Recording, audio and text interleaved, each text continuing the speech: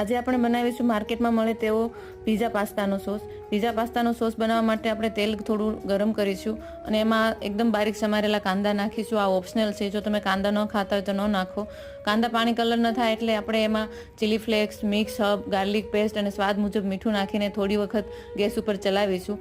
અને મસાલાની સ્મેલ આવે એટલે આપણે એના અંદર બાફેલા ટમેટાની પ્યુરી, કેચઅપ અને વિનેગર એડ કરીશું. હવે આપણો સોસ ઘટ થાય ત્યાં સુધી આપણે આને ચલાવતા રહીશું. છાંટા ન ઉડે એટલા માટે આપણે એને થોડી વાર માટે ઢાંકી દઈશું.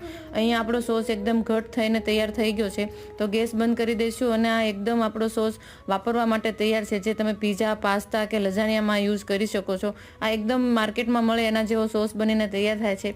પીઝા પાસ્તાના સોસ માર્કેટમાં ખૂબ જ મોંઘા મળતા હોય છે. જો તમે આવી રીતે ઘરે બનાવો છો તો એકદમ ઓછો ખર્ચ, ઓછો સમય અને ઓછા વસ્તુથી બનીને તૈયાર થશે. આ સોસ તમે લઝાનિયા, પીઝા કે પાસ્તામાં ક્યાંય પણ તમે યુઝ કરી શકો છો, તો જરૂરથી એકવાર આવી રીતે બનાવો.